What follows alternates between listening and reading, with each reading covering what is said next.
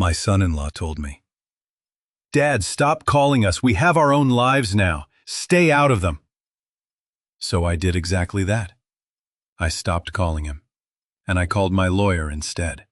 Days later, when my bank flagged a forged signature on my property deed, I discovered he had been drowning in secret debt for months, desperate enough to steal from the man who raised his own wife. But before I continue this story, let me know where you are watching from in the comments below. I'm glad you found your way here. One small thing before we start. Leave me a comment and let me know. Have you ever trusted someone with everything, only to discover they weren't who you thought it?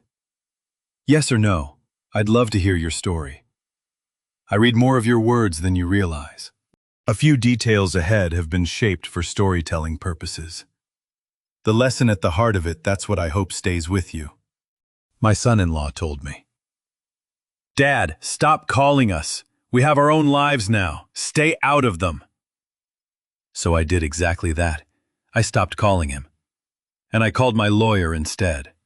Days later, when my bank flagged a forged signature on a land authorization document, I discovered that the man who married my daughter had been drowning in secret debt for months, desperate enough to steal from the father who once handed him the key to the family safe.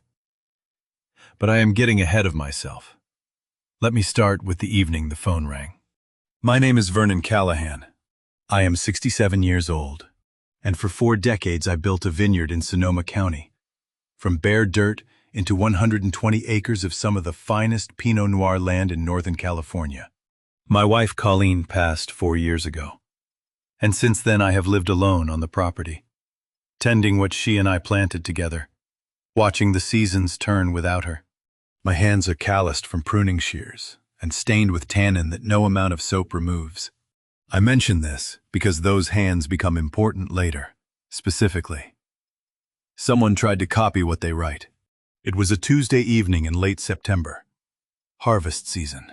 The Sonoma Hills were painted amber by the last hour of sunlight, and I was sitting on the cedar porch with a cup of black coffee that had gone bitter from cooling too long.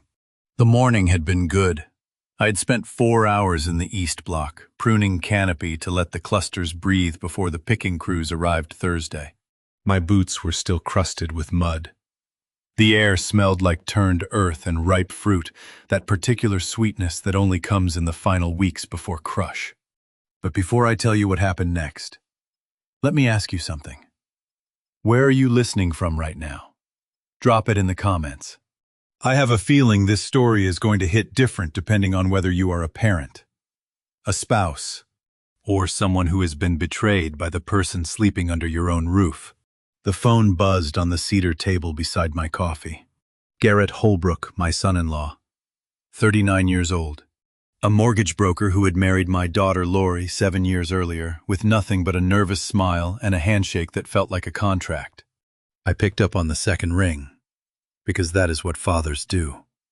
You answer. You always answer. He did not say hello. He said what I already told you.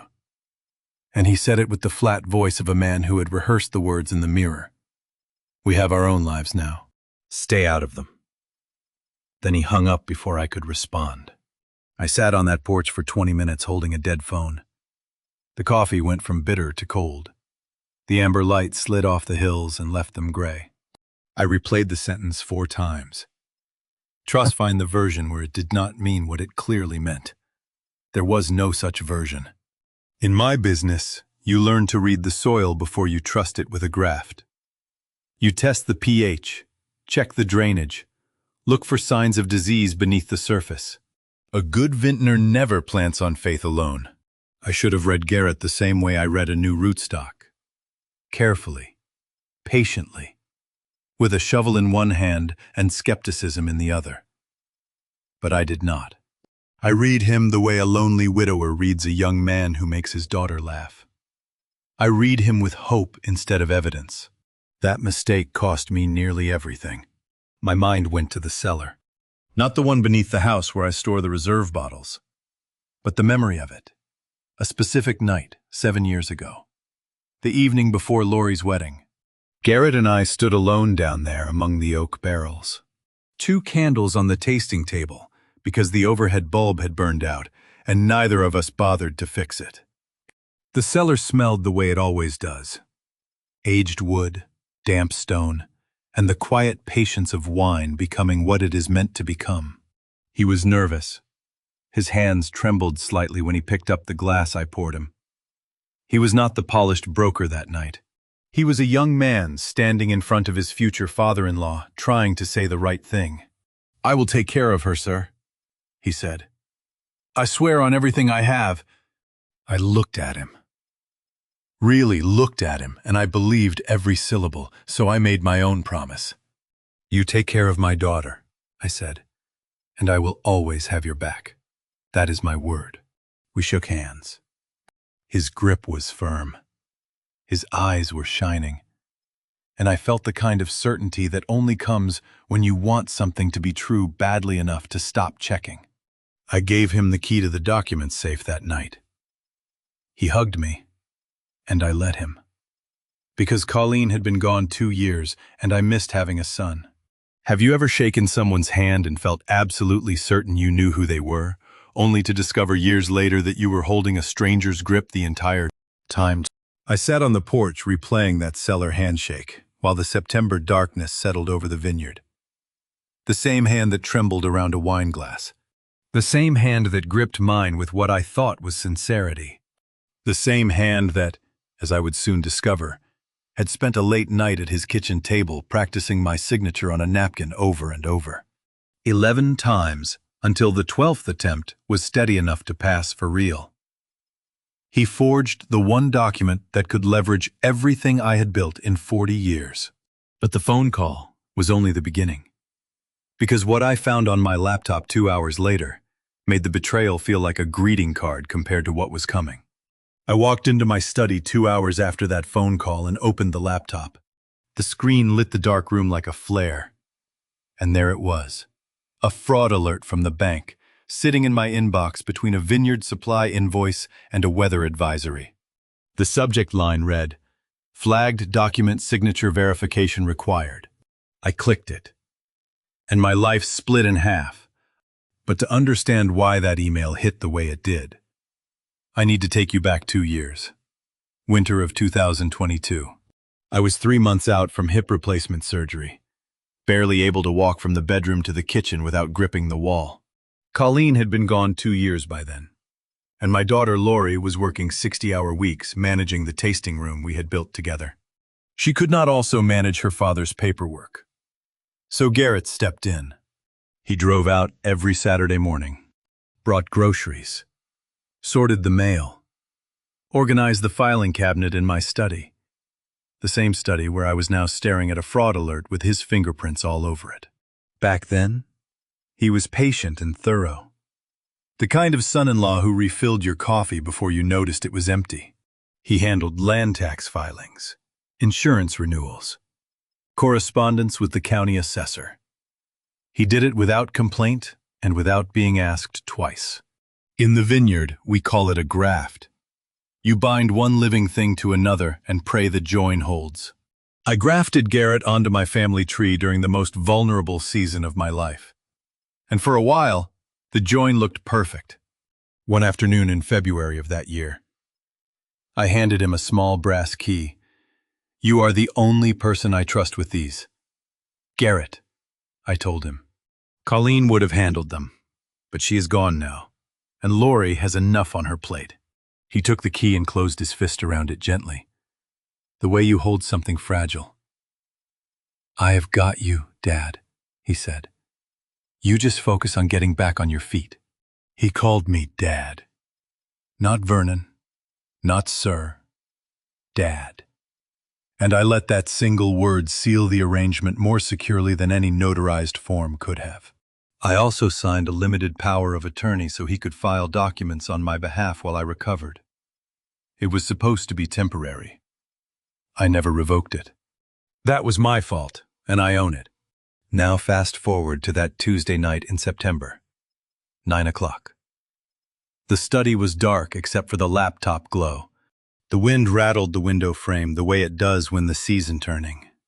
I could smell old paper drifting from the document safe in the corner, that particular scent of ink and age that fills a room when leather-bound folders have been sitting undisturbed for months. The bank's fraud alert contained a scanned copy of a land authorization document. It proposed transferring partial usage rights on my 120-acre property to secure a loan. The signature at the bottom was mine, except it was not mine. Have you ever stared at your own name, written by someone else's hand, and felt your stomach drop through the floor? It is a specific kind of vertigo, not physical, but something deeper. The ground you are standing on suddenly has no foundation. I pulled up the document date. September 12th. On September 12th, I was sitting in an examination room at Santa Rosa Memorial Hospital, waiting for a routine X-ray on my right hip. I was not at my desk. I was not near a pen. I was in a paper gown under fluorescent lights while someone, somewhere, signed my name on a document that could leverage 40 years of my life. I went to the safe, turned the brass key, the same key I had given Garrett a copy of 2 years earlier. I pulled the original land documents and carried them to the desk. Under the lamp. I placed the original beside the scanned copy on the screen and compared them stroke by stroke. The forgery was remarkable. The loops on the C in Callahan were nearly identical. The spacing between first and last name matched within a millimeter. The pressure patterns, heavier on downstrokes, lighter on transitions, showed someone who had studied my hand the way a forger studies currency. Whoever did this had not guessed at my signature. They had practiced it. But 2 degrees betrayed him. The crossbar on my capital V, the first letter of my first name, the stroke I have made 10,000 times across 4 decades of land contracts and harvest reports and mortgage documents, sits at a specific angle. It is not something I think about. It is muscle memory, as automatic as breathing. On the forged document, that crossbar was 2 degrees too flat. No bank clerk would catch it. No notary would blink. But I have lived inside that signature my entire adult life, and 2 degrees was enough. I sat back in the leather chair and let the reality settle like sediment in a barrel. Only one person on earth had sat across from me at this very desk, watching me sign document after document, week after week, for 2 straight years. Only one person had access to the safe, access to the originals, access to the filing system that held every version of my signature dating back to 1986. Only one person had a copy of the brass key and a power of attorney I never thought to revoke. And I had thanked him for it. Every Saturday morning, every tax filing, every insurance renewal, I had looked at the man who was quietly learning how to become me on paper and said, I do not know what I would do without you. I closed the safe, locked it, picked up my phone and scrolled past the letter G without stopping. I went straight to P. Boyd Prescott, my attorney for 30 years, answered on the second ring. I said 6 words. I need to cut a diseased branch. Boyd Prescott answered on the second ring the way he always does, no greeting. Just the sound of a man already listening. I told him I needed to cut a diseased branch before it took the whole vine. There was a pause. And then he said something that told me he understood the weight of what I was carrying. Vernon, I have known you 20 years, and I have never heard your voice sound like this. He cleared his morning schedule before I finished the sentence. But before I made that call, I did something I should have done the moment I saw the fraud alert. I went back to the safe. I pulled every land contract I had signed in the last 5 years and spread them across my desk like an autopsy. 6 documents under the brass lamp, purchase agreements, tax filings, an easement renewal, the original deed transfer from when I consolidated the north parcel. Each one carrying my name in my own hand. Ink faded to various shades of brown and blue, depending on the year and the pen. Then I placed the forged authorization beside them. I started with the V. My capital V has a crossbar that sits at a particular angle I already knew that was off by 2 degrees. But now I looked deeper. The C in Callahan. I make a small loop at the base, almost imperceptible, a habit I picked up from my father who signed the same surname for decades before me. The forged C had that loop. Not approximately, precisely. Someone had studied my hand at a level of detail that went beyond casual observation. When phylloxera hits a vineyard, it does not announce itself with a banner. It kills from the roots up, invisibly. And by the time the leaves begin to wilt, the root system is already destroyed. You can stand in a beautiful vineyard and not know that everything beneath your feet dying. That is what I was looking at on my desk. A surface that appeared almost perfect with rot underneath, that only I could detect. The L in Callahan leaned slightly left. The forged L leaned slightly left. The spacing between my first name and surname I leave exactly 1 letter width of gap. A quirk I have never consciously controlled. The forged document matched that spacing within a millimeter. 5 of 6 micro-habits, replicated with a precision that made my hands feel like they did not belong to me anymore. This was not a photocopy. It was not a digital manipulation. Someone had sat with a pen, likely my own pen, taken from this very desk, and practiced my name until their muscle memory overlapped with mine.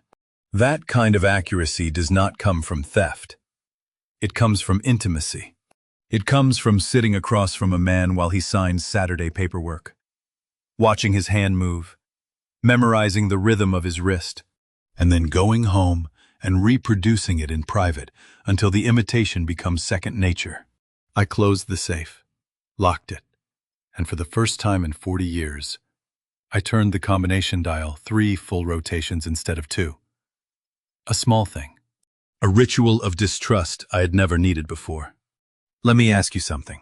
If the person you trusted most in the world learned your handwriting well enough to become you on paper, would you call the police first? Or would you need to understand why before you destroyed them? Because I sat in that dark study for almost 2 hours before I picked up and the question I kept turning over was not who, but why. I already knew who. The why was the part that could break me. I had not eaten since that afternoon. My stomach was hollow. My mouth was dry. And the coffee on the desk had gone past cold into something that resembled a science experiment. The house was so quiet, I could hear my own pulse steady and slow, like a man walking towards something he already knows will hurt, but cannot turn away from. At 11 o'clock, I picked up the phone and called Boyd. Boyd Prescott is 59 years old, a wiry estate attorney who wears his reading glasses perpetually pushed up on his forehead like a second pair of eyes. He has handled every land contract, every trust document, every legal instrument connected to my vineyard for the past 2 decades. He knew Colleen. He came to the funeral. He is not just my lawyer, he is the kind of friend who tells you what you do not want to hear and charges you for the privilege. I told him about the forged authorization. I told him about the hospital date, the signature analysis, the safe key. I told him everything except the name, because I wanted to hear him say it first. He did not say it. Instead, he asked a question that proved why I have paid him for 20 years. How many people have a copy of that safe key? Vernon? 1. The silence on the line lasted 4 seconds. I counted. Be at my office by 8 tomorrow morning, he said. Bring the originals, the fraud alert, and anything else you pulled from that safe tonight. Do not call anyone else. Do not confront anyone. And Vernon? He paused long enough for me to hear him take off his glasses and set them on whatever surface was nearest. Are you certain you want to see the full root system? Because once you look, you cannot unsee what is growing underneath. I hung up the phone and stared at the locked safe in the corner of my study.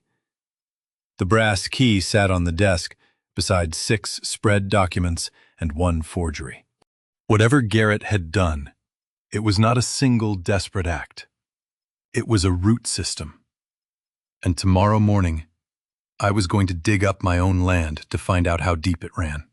Boyd told me I would not be able to unsee what was underneath. He was right.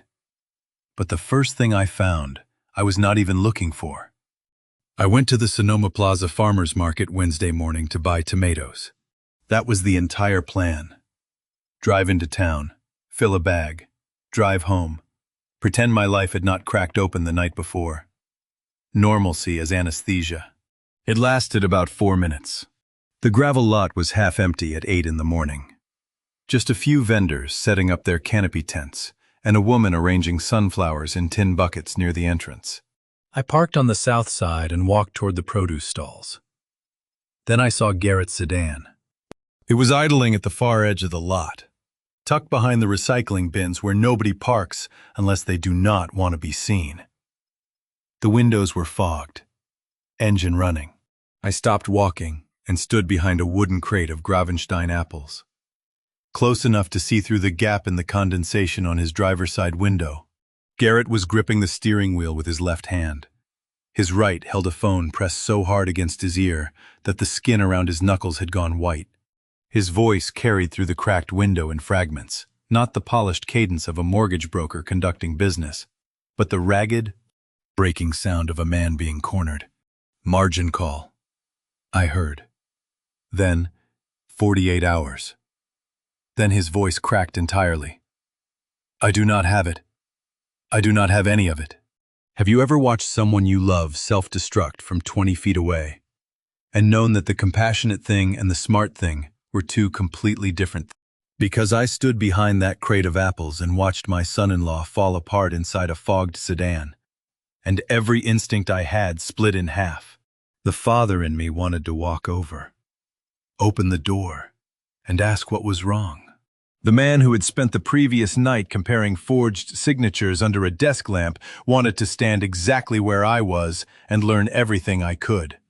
I stayed behind the apples. When the call ended, Garrett dropped the phone onto the passenger seat and put both hands on the steering wheel. The shaking. Not a subtle tremor. A visible, violent shaking that traveled from his fingers up through his wrists. He pressed his forehead against the wheel and stayed there for almost a minute. Then he started the car, backed out slowly, and drove away without ever getting out. He did not see me. But I saw his hands. They were not the hands of a thief counting his spoils. They were the hands of a man drowning. In the wine business, there is a term called terroir.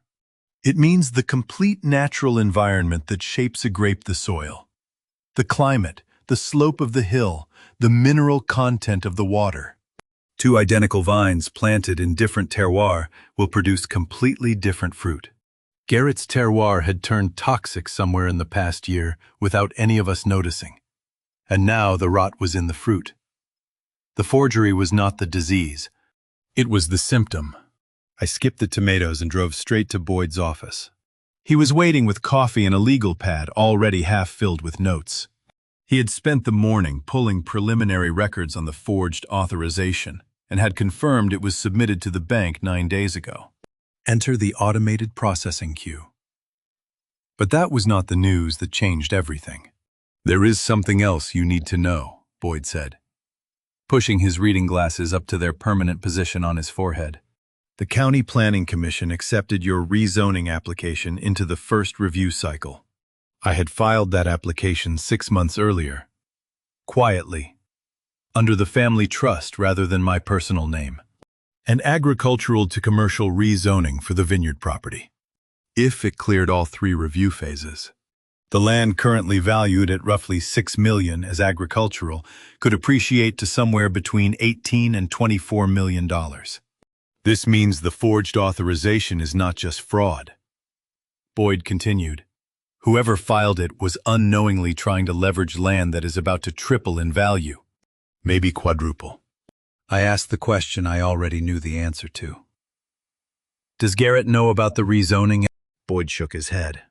Nobody does. You filed it under the trust. His name is nowhere near it. $6 million. Possibly 24. And Garrett had tried to steal a sliver of it to cover a hole he had dug with margin calls and desperation. He had no idea the land beneath his forgery was shifting into something worth 4 times what he thought he was stealing from. The scale of his own ignorance would have been almost comic if it were not my family burning down around it.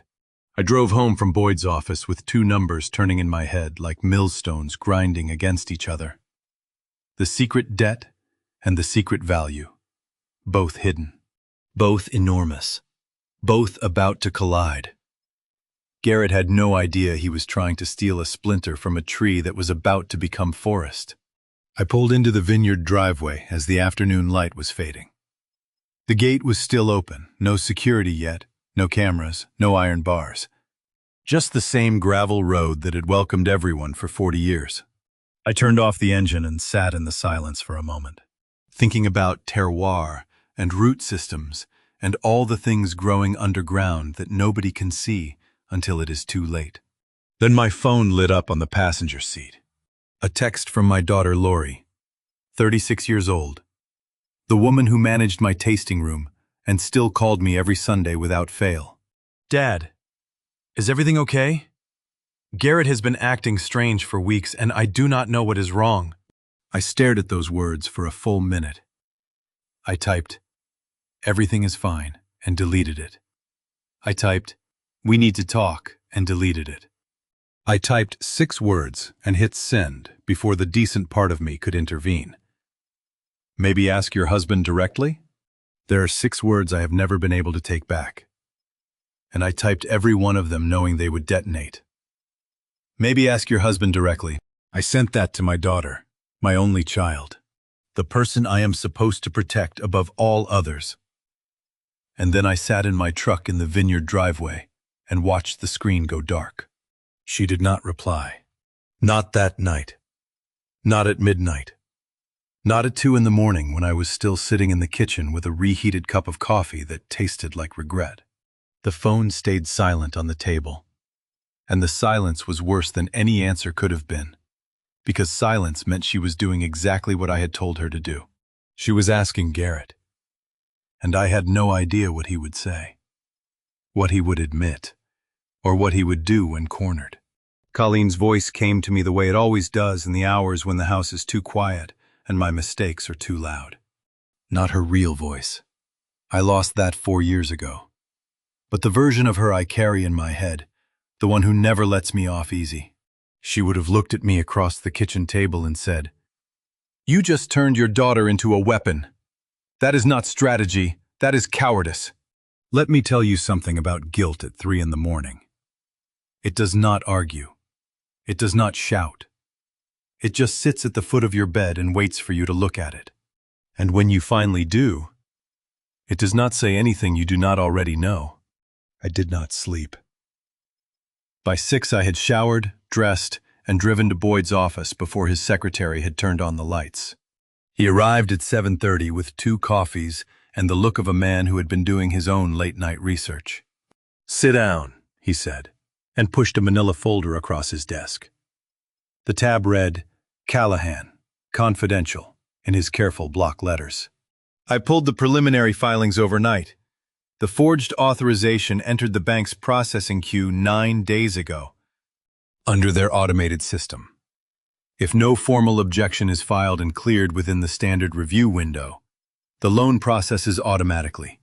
You have 21 days from today. 21 days. 3 weeks to stop a document I did not sign from leveraging 40 years of my life. Boyd tapped his pen against the folder, a habit he has when he is about to say something his client does not want to hear. "I need to recommend something, and I need you to hear me as your attorney, not friend." "Say it." "File a police report, today. Every hour without one is an hour Garrett can move money, destroy records, or disappear. The statute of limitations on forgery in California gives us time, but evidence preservation does not wait. I have a fiduciary obligation to tell you this is the correct legal course of action." The clock on Boyd's wall ticked 3 times before I answered. When did protecting your family and destroying your family become the same action?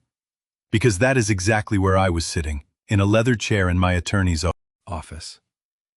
Being told the right thing to do was the one thing that would end my daughter's marriage, put her husband in handcuffs, and turn my family into a headline in the Sonoma Index-Tribune. "No police," I said. "Not yet." Boyd set his pen down. Vernon. I am not protecting him. Boyd.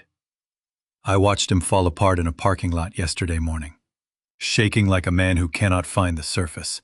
My daughter did not marry a criminal. She married a desperate man, and I need to know which one he still is before I end her life as she knows it. And if he runs, then I was wrong, and you can file every report you want. Boyd leaned back in his chair and looked at me the way he looks at contracts with unfavorable terms, with professional respect for my position and personal certainty that I was making a mistake. Then we go financial containment. I will draft an emergency order to freeze every account Garrett has signatory access to. We revoke the power of attorney you gave him, flag the forged authorization with the bank's fraud unit, and put a hold on the processing queue. But I need you to understand something. He leaned forward. By choosing containment over criminal charges, you are accepting full personal liability. If he destroys evidence while we are playing nice, that is on you. If he files another forged document while we are waiting, that is on you. Mercy and negligence look identical from a courtroom. And if this goes sideways, no judge will care that you were trying to save your daughter's feelings. In the vineyard, there is a practice called green harvesting. You walk the rows in midsummer and cut away perfectly healthy grape clusters, good fruit, viable fruit, so that the remaining clusters get more energy and produce something exceptional. It looks like destruction. It feels like waste, but it is the only way to concentrate what matters. I was about to green harvest my own family and pray I was cutting the right branch. Draft the containment order, I said. I will sign it now. Boyd nodded, pulled a single sheet from the folder, and slid it across the desk with his pen on top. I picked up the pen. Heavy, weighted. The kind attorneys use because it makes signatures feel permanent. And then my phone buzzed. A notification from the bank. Not the fraud alert system this time, the trust account activity monitor. Someone had attempted a second withdrawal against the Vineyard Trust. I looked at the number on the screen and felt the pen go still in my hand. The first forged authorization had tried to leverage a portion of the property. This new attempt was not a portion. It was a number with 7 digits, and it made the original forgery look like a practice round. The number on the bank notification had 7 digits. I read it 3 times. Hoping the first 2 readings were wrong, they were not. I signed Boyd's containment order with a hand that had stopped shaking only because there was no room left for fear, just velocity. I was at the bank before the doors opened Thursday morning, standing on the sidewalk with Boyd's folder and the taste of a plan that was already falling apart. The branch sat on a quiet block near the plaza limestone facade. American flag hanging limp in the windless morning. The kind of building designed to make you feel your money is safe. I did not feel safe. I felt like a man bringing a garden hose to a structure fire. The branch manager was a trim man in his 50s named Overby, who spoke with the measured patience of someone trained to calm people down. I did not want to be calmed down. I wanted every account linked to Garrett's signatory access frozen before lunch. Mr. Callahan, I understand the urgency, Overby said, scanning the containment order behind his glass partition. But fraud-flagged trust accounts require a secondary biometric verification step. Your thumbprint is on file, but the system has triggered a 72-hour administrative hold for compliance review. I cannot override that. 72 hours, I said. In 72 hours, the man who forged my signature could drain every account attached to my name. I can escalate this to our regional fraud division, but the earliest they can act is Monday. You think the system protects you. You pay your taxes. You file your documents. You trust that the institutions built to safeguard your life's work will actually do it when the moment comes. Then you walk into your own bank with proof of fraud in your hand, and the system tells you to wait in line like everyone else. I sat in the lobby for 40 minutes while Overby made calls. The fluorescent lights buzzed overhead. A queue number dispenser clicked every few minutes, serving customers whose problems were smaller than mine and whose solutions were faster. I held Boyd's folder on my lap and watched the edges soften from the sweat of my grip. Then a woman appeared at my side. She was mid-30s, dark hair pulled back, wearing a bank lanyard that read Della Furman Fraud Analysis. She spoke quietly, the way people speak in hospitals. "Mr. Callahan, can I show you something at my desk?" I followed her to a workstation behind the teller line. She turned her monitor so I could see it and pulled up a document I recognized immediately. The forged loan application, displayed in the bank's processing system with my faked signature highlighted in yellow at the bottom. "This application entered our automated queue 9 days ago," Della said, pointing to a date stamp in the upper corner. "The total processing window is 30 days, which means you have 21 calendar days before the system auto-approves the loan and disperses the funds." 9 days. The forgery had been sitting in a processing queue for 9 days while I was comparing signatures under a desk lamp, while I was watching Garrett tremble in a parking lot, while I was arguing with Boyd about whether to call the police. 9 days of my intervention window had evaporated before I even knew the clock was running. "And the 72-hour hold?" I asked. Della looked at her screen instead of at me. "The hold delays your freeze request, not the processing queue. The loan application continues moving forward on its original timeline, regardless of your objection status." I did the math in my head. 21 days minus the 72-hour hold meant I had barely 18 days of real action. 18 days to stop a forged document from converting my vineyard into collateral for a loan I never authorized, taken by a man I had once trusted with my family's entire paper trail. "What happens if I cannot get the freeze processed in time?" She paused. "Then the loan funds, and your property becomes the collateral." I stared at the screen at my own name in someone else's handwriting, highlighted in yellow like a crime scene marker. 67 years of building, planting, pruning, harvesting. 4 decades of Sonoma dirt under my fingernails. Colleen's vine rose, her pruning station, the cellar where we aged our first vintage in borrowed barrels. All of it, reducible to a highlighted signature on a screen and a countdown that was already a third over. In October, we used to race the rain to finish harvest. You either picked the grapes before the storm, or you watched them rot on the vine. There was no negotiating with weather, no filing an extension, no 72-hour hold on a thunderhead. You moved fast or you lost everything. This was the same race, except the vineyard itself was the grape. I thanked Della, gathered Boyd's folder, and walked out of the bank into a parking lot that felt 10 degrees colder than it had an hour ago. I climbed into my truck, set the folder on the passenger seat, and pulled out my phone to call Boyd. He answered before the second ring, and before I could say a word, he spoke first. His voice had a quality I had never heard in 30 years of friendship. Not fear, exactly, but the careful calm of a man choosing his words, because the wrong ones could cause a stampede. "Vernon, do not go home."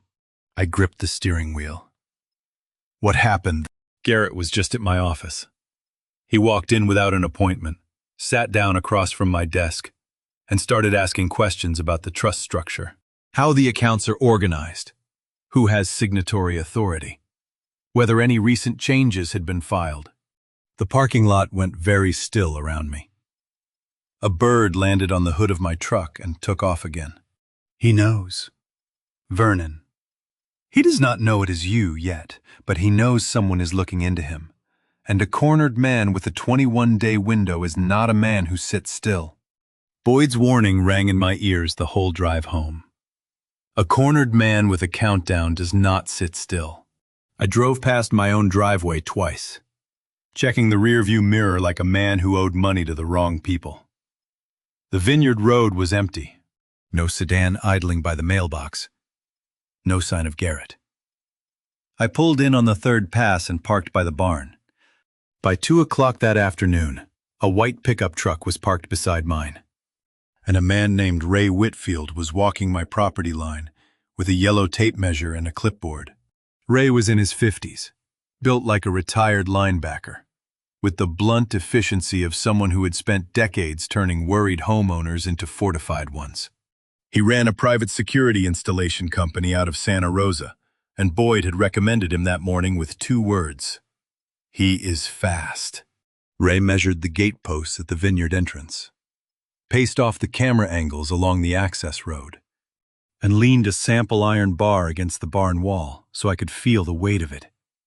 Cold, heavy, final. Iron gate, 6 cameras covering the access road and barn. Keypad entry with a code you change weekly, he said, scribbling numbers on his clipboard. 3 to 4 days for full installation. You want motion-activated floodlights on the east fence too? I said yes to everything. I would have said yes to a moat. How do you explain to a security contractor that the threat assessment is your daughter's husband without hearing how insane your life has become? You do not explain. You write a check and let him draw his own conclusions. But Ray was sharper than I gave him credit for. He stopped measuring near the front porch, looked back at the open driveway, the same gravel road that had welcomed everyone for 40 years, and said something that landed harder than he intended. Most of my residential clients are worried about strangers, Mr. Callahan. You are the first one who already knows exactly who he is keeping out. I did not answer. He did not need me to. He shook my hand, promised his crew would start Saturday morning, and drove away with his clipboard and his accurate assessment of my life. I stood in the driveway and listened to his truck fade down the road, then turned and looked at the vineyard stretching out behind the house. The late September light was going copper. The vines were heavy with fruit that needed picking in a week. Everything looked the way it always had. Orderly, productive, earned. But underneath, the root system was poisoned. And I was installing iron gates to keep the poison from coming back in. I walked into the vine rows. Not toward the east block, where the harvest crews would start next week, but toward the far end of the property, where the old pruning station sits beneath a canopy of untrimmed growth.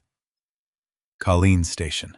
She spent her last healthy autumn there, cutting deadwood from the cordons with a pair of bypass shears that were older than our marriage. Colleen pruned vines the way she loved people. She cut what needed cutting, even when it hurt, because she knew the alternative was a plant that looked full but produced nothing. She was not cruel about it. She was clear. There is a difference that took me 40 years to understand. I stood where her boots had worn a groove in the dirt, a shallow impression in the earth that rain had not erased in 4 years. I put my hand on the vine she had been training that last autumn, felt the rough bark under my palm, and heard her voice the way I always do when I stand in this spot. Not her real voice, the version I carry. If you keep putting pillows under them, Vernon, they will never learn to brace for impact. She said that to me once while pruning. I told her you're 16. She told me I was being comfortable. We argued about it the way married people argue about things that are really about something else. She was talking about Lori and Garrett, about the way I smoothed every rough edge in their lives, covered every shortfall, answered every phone call with a solution instead of a question. She wanted me to let them struggle. I wanted to be needed. I had spent 4 years missing her laugh, her cooking, the way she hummed while she worked the vines. But standing in that row, as the evening turned the sky from copper to gray, what I missed most was her willingness to say the thing I did not want to hear. You were right, Colleen, I said aloud, my voice carrying no further than the nearest trellis wire. About all of it. And I am sorry it took a forged signature for me to hear you. The evening air tasted like coming rain. I stood there for a long time, hand on the bark, listening to the wind move through the untrimmed canopy overhead. The vine she had trained was still producing. It had survived her absence the way everything on this property had survived by growing anyway, even when the person who shaped it was gone. Then headlights swept across the vineyard. I turned and saw a car pulling up to the house. Not Garrett's sedan, Lori's hatchback. She parked crookedly, the way she always does when she is in a hurry or upset. And when she stepped out, I could see even from 200 yards that she had been crying. Her face was blotched, her shoulders hunched forward, and she was pulling something from the back seat. A suitcase. She carried it to the front porch and stood there in the porch light, looking out toward the vines as if she knew I was somewhere in the rows. I watched her from Colleen's station, my hand still on the bark, and felt two things collide inside my chest: guilt for the text I had sent, and alarm at what it had set in motion. Lori did not knock. She walked through the front door the way she had as a teenager, like the house still belonged to her. Which, in every way that mattered, it did. Her suitcase wheels caught on the hardwood in the hallway, and she left it there without looking back. Walked into the kitchen and sat at the table. Her eyes were red-rimmed and swollen. Her hair was pulled back in the kind of knot women make when they stop caring what they look like. She looked at me across the table, and every lie I had been rehearsing dissolved on contact. He locks his phone now. Dad. Her voice cracked on the word phone. He never locked his phone.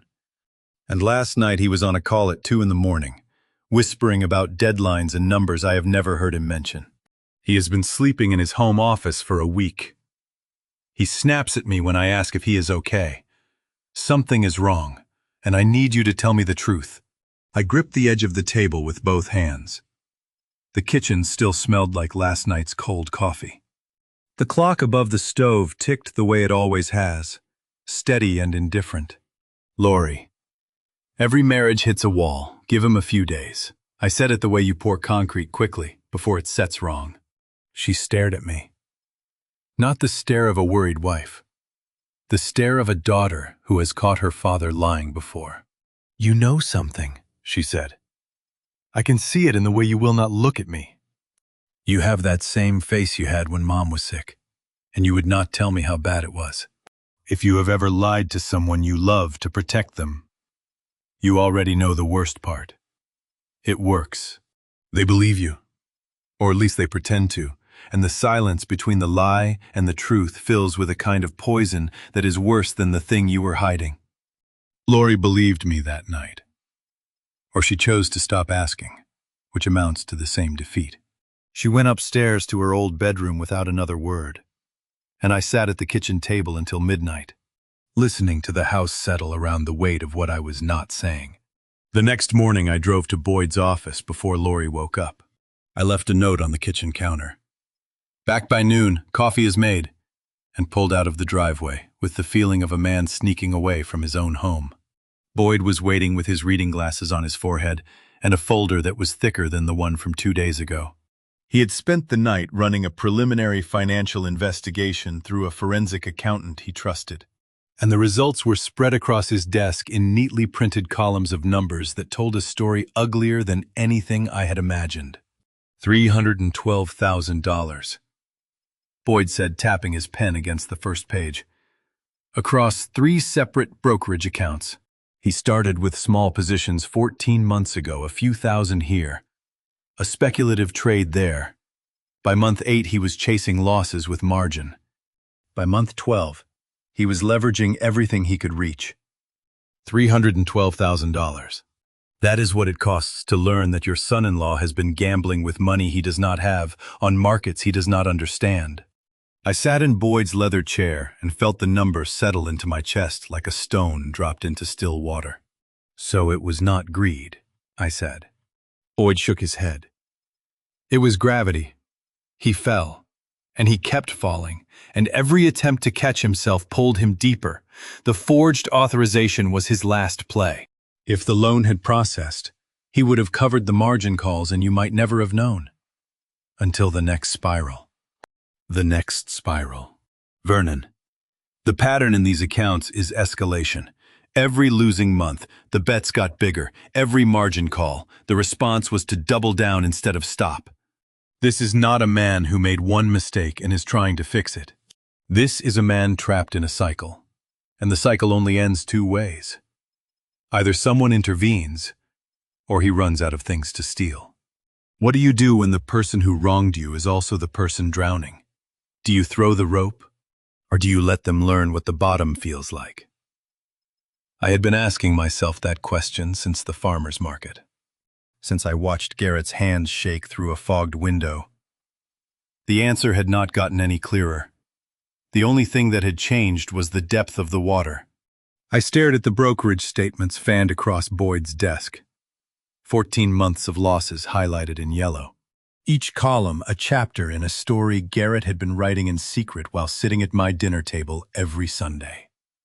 While helping Lori plan their anniversary. While calling me Dad. Boyd closed the folder and set his pen down. There is one more thing. I waited. The forensic accountant traced the IP addresses on the brokerage logins. Most of them came from Garrett's home computer or his office network. But the most recent ones, the trades from the last 6 months, came from a different address. He pulled a printout from beneath the folder and slid it across the desk. A single IP address was circled in red ink. Beside it, the network name Callahan Vineyard Guest. I read it twice, then a third time. He was trading from my house, I said. Boyd nodded. Every Sunday dinner for the past 6 months. While you cooked and Lori cleared the dishes, Garrett was on your guest Wi-Fi, making margin trades from your kitchen table. The stone in my chest sank deeper. He had not just stolen my signature. He had sat in my home, eaten my food, kissed my daughter goodnight, and then opened his phone under my roof to gamble with money that would eventually lead him to forge my name. The betrayal was not distant. It was domestic. I drove home from Boyd's office with the IP log on the passenger seat and a question I could not stop turning over. How do you lock a gate against someone who was already inside? Sunday morning, I changed the Wi-Fi password. It felt like loading a gun. Lori was still asleep upstairs when Ray Whitfield's crew arrived that afternoon. 3 men in work boots and high-visibility vests, unloading iron bars and concrete mix from a flatbed trailer. The installation took most of the day drilling post holes at the vineyard entrance, bolting the gate frame into fresh concrete, wiring 6 cameras along the access road and barn.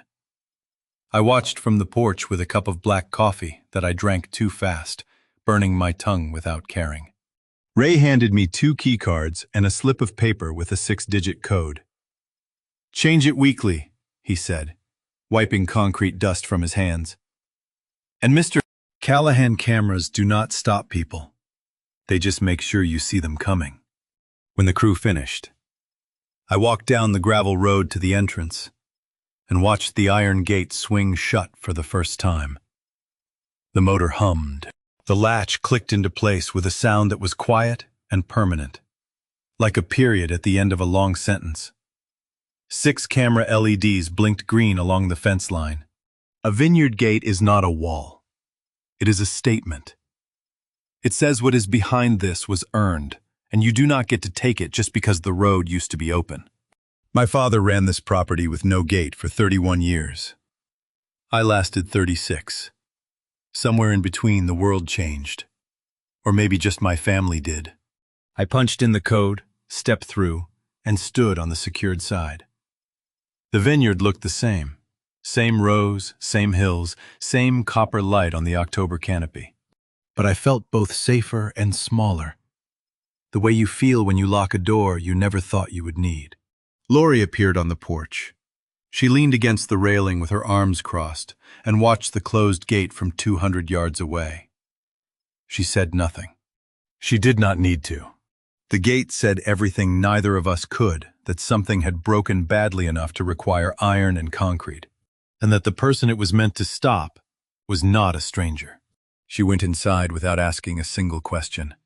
That silence frightened me more than anything Garrett had done, because it meant she was assembling the pieces on her own, and the picture she was building did not need my confirmation. Monday morning, the phone rang at 7:15. Boyd. The bank processed your fraud objection over the weekend, he said. His voice had that clipped, efficient quality it takes on when facts are moving faster than feelings. The forged loan application froze at 6:47 this morning, approximately 3 hours before scheduled disbursement. 3 hours. The margin between my vineyard becoming collateral and the freeze catching it was 3 hours. I sat down at the kitchen table and pressed my palm flat against the wood to stop my hand from shaking.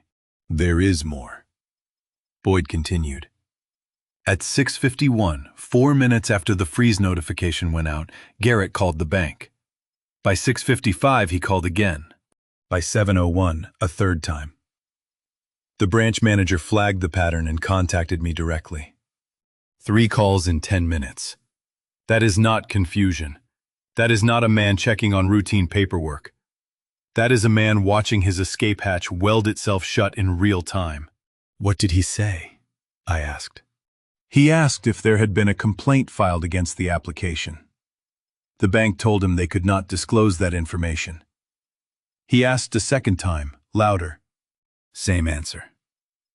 On the third call, he asked to speak with his supervisor, was put on hold, and hung up mid-sentence. Boyd let that detail sit for a moment. Hung up mid-sentence. Not hung up in defeat. Hung up in the middle of a conversation, which meant he had stopped asking questions and started calculating answers.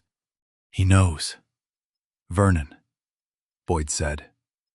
He does not know it is you yet, but he knows someone filed an objection, and he knows the loan is dead.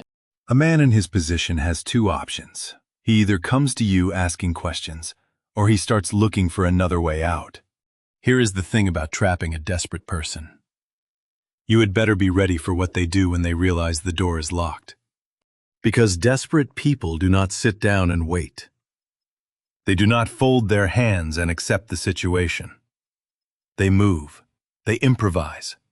They find the one window you forgot to close, and they go through it head first.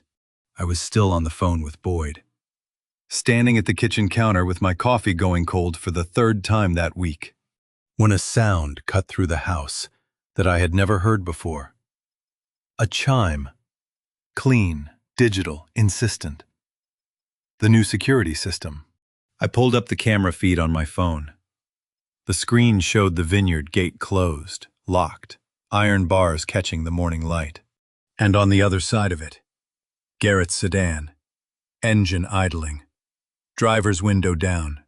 He was not pressing the intercom. He was not honking. He was not getting out of the car. He was sitting behind the wheel with one arm resting on the doorframe, looking directly into the camera lens with an expression I had never seen on his face before. Not panic. Not anger. Not the desperation I had witnessed at the farmer's market. Something quieter. Something that looked almost like patience. He sat there, staring into the camera, and I stood in my kitchen staring back at him through a 4-inch screen. Neither of us moved. The gate stood between us like a question neither of us was ready to answer. Boyd, I said into the phone, my eyes locked on the feed. He is here. He sat at that gate for 11 minutes without pressing the intercom. I watched every second on the camera feed, standing in my kitchen with Boyd still on the line. Then Garrett put the car in reverse, backed down the vineyard road, and disappeared. I exhaled for what felt like the first time in an hour. 4 hours later, he came back and tried to tear the gate off its hinges. I heard the tires first. Not the slow crunch of someone arriving, but the sharp skid of someone who had spent 4 hours building up enough rage to stop thinking. His sedan fishtailed on the gravel and stopped inches from the iron bars. He was out of the car before the dust settled. Suit jacket unbuttoned, tie loosened, looking nothing like the composed broker I had known for 7 years. He hit the intercom button with his palm. Not pressed hit. Vernon? His voice came through the kitchen speaker, cracked and raw. I know you are in there. Open the gate. This is a misunderstanding. Just let me explain. I stood at the counter with my phone showing the camera feed. I did not answer the intercom. He hit it again. Then again. Then he grabbed the iron bars with both hands and shook them. The kind of desperate pulling that accomplishes nothing except proving you have lost control of yourself. Have you ever watched a grown man try to climb a fence in a dress shirt and realized you are looking at the exact moment his dignity left him? Because that is what happened next. Garrett put one foot on the lower crossbar and tried to pull himself over. His suit jacket caught on the top rail. He hung there for 3 seconds, suspended between the property he wanted to enter and the ground he could not leave, before the fabric tore and he dropped back to the gravel. That was when the security patrol arrived. Mann's company included periodic drive-bys for the first week after installation. SUV with a yellow decal pulled up behind Garrett's sedan, and a guard stepped out, young, broad-shouldered, clipboard in hand. "Sir, step away from the fence. This is private property and you are not on the access list." Garrett spun toward him. "I am family." The guard looked at his clipboard the way a man looks at something that has already provided the answer. "The access list does not have a column for family, sir. It has names. Yours is not on it." I watched Garrett's face on the security feed as those words landed. The access list does not have a column for family. A stranger in a uniform had just told my son-in-law what I had been unable to say for 2 weeks, that belonging is not a birthright. It is a privilege. And he had forfeited his. The guard escorted Garrett back to his sedan with the calm efficiency of someone who does this 3 times a week. Garrett got in. He closed the door. And then he did something I did not expect. I built that gate to keep him out. But standing in my own kitchen, watching him through a 4-inch screen, I felt like the one in the cage, because through the camera I could see him put his head on the steering wheel, and his shoulders began to shake. Not the controlled trembling I had seen at the farmer's market. Full, broken crying, the kind that comes when a man finally runs out of lies to tell himself and has nothing left between him and the truth. The camera microphone picked up the sound. Muffled, ragged. The acoustics of a man sobbing inside a closed car with the windows up. It was the first time I had seen Garrett cry since the wedding. Since he stood in the cellar with candlelight on his face and promised to take care of my daughter. These were not those tears. These were the tears of a man who had taken care of nothing, least of all himself. My thumb hovered over the intercom unlock button. One press and the gate would open. One press and I could walk down the gravel road and do what the father in me wanted to do. Open the car door, sit beside him, and ask what happened. How did we get here? Where did the man from the cellar go? I did not press it. Colleen used to say that the hardest pruning cut is the one on a branch that still has green leaves. You can see the life in it. You can convince yourself it might recover. But if you leave it, it steals water and nutrients from the healthy wood, and the whole vine suffers for your sentimentality. The cut hurts. It is supposed to hurt. That is how you know you are cutting deep enough. Garrett wiped his face, started the engine, and pulled away slowly. No skidding this time, no rage. Just the quiet retreat of a man who had run out of doors to try. I lowered the phone and turned from the counter. Lori was standing in the kitchen doorway. She was looking at the security monitor on the wall, the one that showed the gate feed on a loop with a 10-second delay. She had seen everything. Garrett shaking the bars, Garrett trying to climb, Garrett crying with his head on the wheel. The guard telling him his name was not on the list. She looked at the screen. Then she looked at me. "That is my husband," she said. I said nothing. Is he the reason for the gate? I said nothing again. Because every answer I had was either a lie she did not deserve or a truth I was not ready to deliver. She walked to the window and watched Garrett's car disappear through the curtain gap. I watched her face. Something shifted behind her eyes. Not the red-rimmed grief she had carried since arriving with the suitcase. Something harder. Something I had never seen on my daughter before.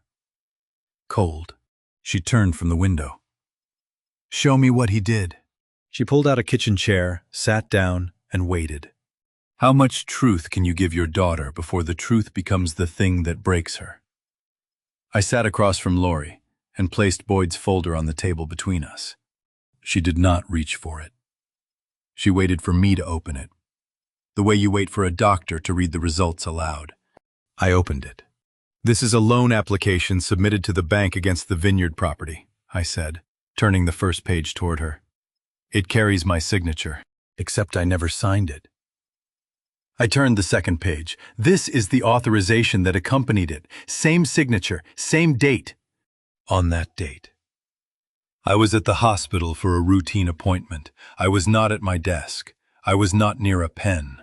Lori looked at each page the way she looks at wine labels in the tasting room, methodically, searching for the flaw, the tell, the detail that does not belong. Her fingers were steady. Her breathing was even. She was not breaking. She was reading. "How much does he owe?" she asked. I told her the number Boyd had found across the 3 known accounts. She did not flinch. She turned another page, studied the brokerage statements with their highlighted columns of losses, and asked her next question without looking up. "How long?" 14 months.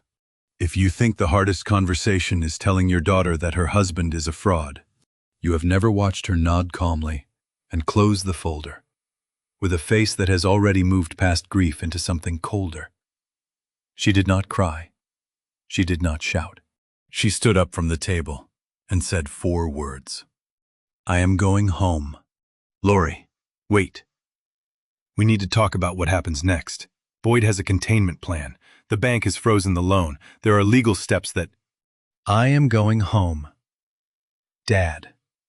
She said it the way Colleen used to say things when the conversation was over, quiet, final, not requesting permission.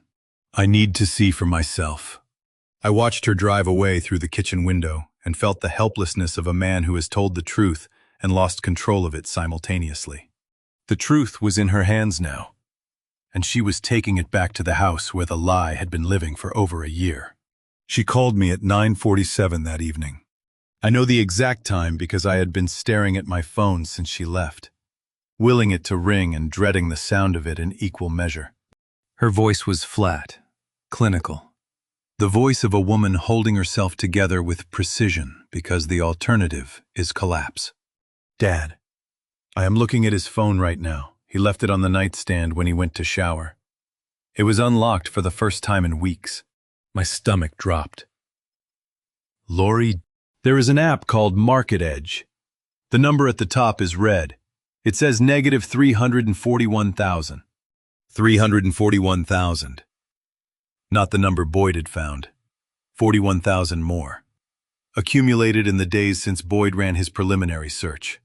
The debt was not a fixed wound. It was a bleeding one. And every hour it went untreated, it grew. "Lori, put the phone back. Do not let him know you—" She cut me off. "There are 2 more accounts. Dad, 2 more apps. You only found 3. He has 5. 5 accounts. Boyd's forensic search had uncovered 3. My daughter, standing in her own bedroom with a stolen phone and a broken marriage, had found the other 2 in under 10 minutes. The scope of the debt was larger than anyone had estimated, and it was still moving. "How long have you suspected?" I asked. Because the steadiness of her voice was not shock, it was preparation. "Since he started locking his phone. Weeks ago. I told myself it was work stress. I told myself I was being paranoid. Then you sent me that text. Maybe ask your husband directly. And I stopped telling myself anything. Which betrayal is worse? The husband who stole money, or the father who stole time? Because Lori asked me the question I had been dreading since the moment I opened Boyd's folder at the kitchen table. "Did you know?" she said. "Before today? Before you showed me the folder? Did you already know all of this?" I could hear the shower running behind her voice, steam hissing against tile. Garrett 10 feet away, washing off the day. Unaware that his wife was standing in their bedroom holding the evidence of his destruction in one hand and her phone in the other. I told her the truth. I owed her that much. "Yes, I have known for 12 days. The silence on the line lasted 5 seconds. I counted every one. 12 days, she repeated, not a question. A measurement. The distance between the moment I discovered the forgery and the moment I trusted her enough to tell her about it.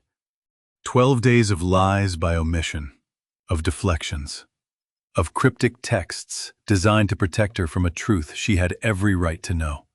I know what you were trying to do. Dad. Her voice dropped to a whisper. You were trying to protect me. The same way you tried to protect me from how sick Mom really was.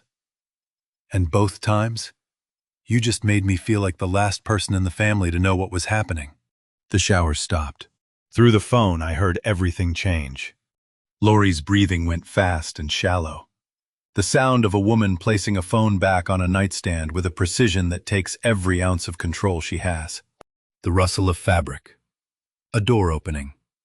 Then Garrett's voice, muffled through the bathroom steam, casual and oblivious. Lori, who are you talking to? The line went dead. I called back twice, both times straight to voicemail. I stood in my kitchen holding a silent phone, knowing that whatever happened next in that house was beyond my reach. I did not sleep. I sat at the table with the porch light on and waited for headlights that did not come until dawn. She came back at 5:40 in the morning with no suitcase this time. Just her keys, her phone, and a face that had aged 10 years overnight. Dew sat on her windshield. Her perfume had faded into something stale and exhausted. She walked through the front door without knocking and sat at the kitchen table in the same chair she had pulled out the day before, as if the conversation had never paused, only stretched across one terrible night. I poured coffee. She wrapped her hands around the mug but did not drink. He did not even lie. Dad. Her voice was hoarse, stripped raw from hours of talking. That was the worst part. He came out of the shower, saw my face, and knew. He just sat on the edge of the bed and said, I was going to fix it before anyone found out. Like fixing it was ever an option after forging your signature. Did he explain the money? She laughed. A sound with no joy in it, the kind of laugh that escapes when the alternative is screaming. He said it started as research. Research! He was studying market patterns, learning about crypto, testing strategies with small amounts. Then a trade went wrong and he tried to win it back. Then another. Then another. There is a disease in grapevines called esca. The wood looks healthy on the outside, green leaves, strong cordons, fruit forming on schedule. But inside, the trunk is rotting to powder. By the time the symptoms show on the surface, the vine is already hollow. You can stand next to it and never know. That was Garrett. 14 months of hollow wood dressed in green leaves. He kept saying he did it for us, Lori continued. For our future. As if stealing from my father was some kind of gift he was wrapping in secret. She stared into the coffee. We talked until 3 in the morning. He cried. I did not. I think I ran out of tears somewhere around midnight. Then you drove here. Then I drove here. Because the house does not feel like mine anymore. It feels like a crime scene I have been living in without knowing it. I reached across the table and took her hand. Her fingers were cold. The kitchen clock ticked through the silence the way it has for 30 years, patient, indifferent, measuring the distance between one moment and the next without caring what fills it. I have held my daughter through skinned knees, through her mother's funeral, through 100 small disasters that felt enormous at the time. But I had never held her hand across a table and tried to find words for the discovery that the person sleeping next to her had been a stranger for over a year. There are no words for that. There is only presence sitting close enough that she knows she is not alone, even when everything else has fallen away. There is something I need to show you, I said. I pulled Boyd's full file from the counter where I had left it the night before and opened it between us. Every document. The forged authorization, the bank's fraud freeze, the brokerage statements, the IP log. I turned each page and let her read. When she reached the IP log, the one showing trades made from the Vineyard Guest Network, her jaw tightened. But she did not speak. She kept reading. When she finished, I closed the folder and said the thing I should have said 2 weeks ago. Your name is not on any of this, Lori. Not the authorization. Not the brokerage accounts. Not the loan application. You are clean. You were always clean. I never doubted that. Not for 1 second. She put her head on the table and cried. Not the controlled, clinical composure she had shown yesterday. Not the cold face at the window when Garrett wept at the gate. This was different. Full body, shaking, gasping. The cry of a woman who had been carrying the fear that her own father might suspect her, and who had just been told he never did. I thought you might think I helped him, she said into the wood of the table, her voice muffled and broken. I thought that was why you waited 12 days, because you were checking whether I was part of it. I was not checking you, Lori. I was trying to protect you. I did it badly, and I am sorry. If you are a parent, you know this feeling. The moment your child looks at you and asks a question that has no good answer, and you realize that protecting them was never actually possible. It was only postponable. Every wall you built, every truth you softened, every difficult conversation you delayed, it all arrives eventually. And it arrives with interest. She lifted her head, wiped her face with the back of her hand, straightened her back the way Colleen used to straighten hers when the crying was finished and the deciding was about to begin. How long? Dad, how long has he been lying to us both? At least 14 months. She closed her eyes. That is our entire 2nd year of marriage, our anniversary, the trip to Mendocino. Every Sunday dinner at this table, all of it. She opened her eyes and looked at me with a directness that reminded me so completely of her mother that my chest ached. What are you going to do to him, Dad? Before I could answer, her phone buzzed on the table between us. We both looked down. A text from Garrett. 8 words on the screen, glowing against the dark kitchen. I know about the rezoning. We need to talk. All 3 of us. Lori looked at me. What rezoning? I stared at those 8 words and felt the one card I thought I still held slip out of my hand. Lori asked me again, what rezoning? And I had one more secret to confess before the day was over. I told her about the application I had filed under the trust. The valuation shift. The numbers Boyd had quoted. She listened, nodded once, and said, So everyone in this family has been hiding something. I had no answer for that. I learned what happened next, not from Garrett, not from Boyd, but from my daughter's voice at 11 o'clock that night. She was whispering. But first, I need to tell you what Lori told me, what she watched through the upstairs window of her own house that Tuesday afternoon. Garrett drove home after sending that text about the rezoning. He pulled into the driveway, turned off the engine, and did not get out. Lori was upstairs. She watched from behind the curtain. He just sat there. Dad, she told me later. 2 hours. He did not turn the radio on. He did not check his phone after a while. He just stared at the front door like he was trying to remember how to walk through it.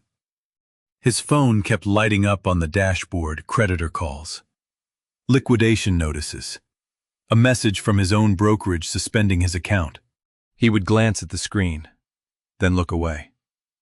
Each time the light faded, the car got a little darker. In the vineyard. The French call it veraison the moment a green grape stops growing and starts ripening, changing color overnight. One day it is hard and sour. The next morning it is soft, dark, and becoming something entirely different. You cannot reverse it. You cannot slow it down. You can only watch it happen. Garrett's 2 hours in that driveway were his veraison. He was not planning or scheming or calculating his next move. He was sitting in the silence between the man he had been and whoever he was about to become. At one point, he put his forehead on the steering wheel and his shoulders shook, Lori said. I almost went out. I did not. She watched from the window the way I had watched him from the security camera, close enough to see the braking. too far away to stop it, and not entirely sure she wanted to. The engine ticked as it cooled. The driveway went dark. 2 hours passed. Then he got out of the car. Before I tell you what Garrett said when he walked through that door, before I share the moment that changed everything, I want to ask you something. Can comment whether you think what he is about to do makes him easier to forgive or harder. And tell me why in a few words, because this next part is a turning point. Please note some details here are dramatized to convey the emotional weight of this moment. The core truth is what matters. Lori was sitting at the kitchen table when he came inside. Cold dinner still on the counter. She did not stand up. She did not speak. Garrett walked straight to where she was sitting and dropped to his knees on the kitchen tile. Not like a proposal, like a surrender. If the person who wronged you walked into a room right now and told you every ugly truth without being forced, without asking for anything in return, would that make it better or worse?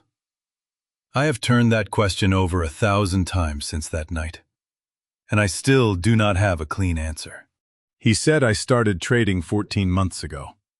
Lori told me on the phone, her whisper barely louder than breathing. I lost everything. I forged your father's signature to cover it. And today I found out his land is worth 4 times what I thought it was worth. I am telling you because I am done lying. He did not bargain. He did not ask for time or understanding or a second chance. He knelt on the cold tile and laid every piece of the wreckage on the floor between them. The first trade, the spiral, the margin calls. The night he practiced my signature on a napkin. The moment he realized the rezoning made his crime 4 times worse than he had imagined. He told her everything. And then he stopped talking and waited for whatever came next. Lori listened to every word. She did not interrupt, she did not cry. When he finished, she sat in silence for a long time. Long enough that Garrett started to stand up, and she said, "Stay there. I am not done listening. I am just trying to figure out if any part of you is the man I married." Then she called me. Her voice on the phone was the quietest I had ever heard it. "Dad, he told me everything, all of it, not because I asked, not because he got caught. He just walked in and said it." What do you do with a man who has already punished himself more thoroughly than you ever could? A man who is not running, not lying, not negotiating, just kneeling on a kitchen floor in the dark, waiting for the verdict from the woman he betrayed. I wanted to hate him. It would have been simpler. But the truth is that simple hatred requires a villain. And what Garrett had given us that night was not villainy, it was collapse. And collapse, unlike scheming, carries with it the faintest possibility of rebuilding. "What do we do now?" Lori asked. I looked at the kitchen clock. 11:17. The vineyard was dark outside the window. The gate was closed. The cameras were recording nothing but empty gravel. "Bring him here tomorrow morning," I said. "All 3 of us, just like his text said." I hung up and called Boyd. He answered the way he always does, already listening. "I need 2 documents drawn up by morning," I said. "One for if I choose mercy, one for if I do not. I want both options on the table before I look him in the eye." Boyd paused. "Which one do you want me to put on top?" "I do not know yet," I said. "That is why I need both." Boyd arrived at the vineyard at 7 the next morning with 2 folders, one blue, one red. He set them on the kitchen table without labeling them, but I knew which was which. They sat there all day Wednesday. I did not open either one. Instead, I walked the vines. The October fog was thick between the rows, the kind that turns vine posts into ghosts and makes the property feel like a place that exists outside of time. I walked the east block first, then the north parcel. Then the old rows near the barn where the original plantings from my father's era still produce small, concentrated fruit. I was not inspecting. I was not pruning. I was moving through the land because movement was the only thing keeping my thoughts from solidifying into a decision I was not ready to make. Boyd called mid-morning. I could hear him shuffling papers on his desk, which meant he was about to deliver news he had already organized into careful sentences. "The County Planning Commission moved your rezoning application to second review," he said. "Preliminary approval. If it clears the remaining phases, the valuation shifts from agricultural to mixed-use commercial." "What does that mean in numbers?" 18 to 24 million, depending on final zoning classification and market conditions at closing. 18 to 24 million dollars. I had been so consumed with protecting the land from a forged signature that I had not fully absorbed what the land was becoming. The vineyard my father planted on a gamble and my wife nurtured into something beautiful was now on paper one of the most valuable parcels in the county. And the man who had tried to steal a sliver of it to cover his gambling debt had no idea until yesterday just how catastrophically he had underestimated what he was reaching for. "So the land he tried to leverage just quadrupled in value," I said. Boyd said nothing. He did not need to. I hung up and kept walking. Past the pruning station, where Colleen's boot groove still marked the dirt. Past the irrigation controls she had insisted on upgrading the year before she got sick. Past every row that held a memory I could not share with anyone because the person who made them with me was gone. I stopped at her row and put my hand on the vine she had trained, the one that had survived disease and pruning and 4 years without her touch and still produced fruit. Do I punish him or save him? "Colleen." I said it aloud. To no one. To the fog, to the vine bark under my palm. Because I cannot figure out how to do both. A wine cellar is the only room in a house built entirely for patience. You put something in, you seal the door, and you wait years to find out whether it was worth the trouble. Some bottles age into something extraordinary. Some turn to vinegar. You do not know which until you pull the cork. And standing in the fog that morning, I realized I had already decided where the meeting would happen. Not in Boyd's office, not in the kitchen, in the cellar. That evening I descended the stone stairs. The air hit me the way it always does, cool, damp, heavy with oak tannin and the quiet patience of wine aging in the dark. I had not been down here in weeks, and the stillness felt almost sacred. Condensation dripped from the low ceiling onto the stone floor in a rhythm that sounded like a clock counting something other than minutes. I walked to the barrel. The specific barrel. The one where Garrett had stood 7 years ago on the night before the wedding. One hand resting on the stave, candlelight catching the nervous shine in his eyes. He had been 20 yards from the woman he would marry the next morning. And he had looked at me like a man asking permission to join something larger than himself. I remembered every word. "I will take care of her, you have my word." I remembered the handshake firm, slightly damp from nerves. Sincere in a way that I wanted to believe even now. Standing in the same spot with a folder of evidence and a folder of mercy waiting upstairs. I touched the barrel stave where his hand had rested. The wood was rough, cold, carrying the memory of a promise in its grain the way old wood carries everything silently, without judgment, for as long as it stands.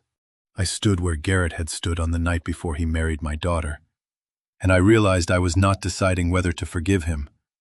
I was deciding whether to give him the chance to earn it. Those are different things. Forgiveness is a gift. A chance is a test. And I have always believed in testing before I trust. I pulled out my phone.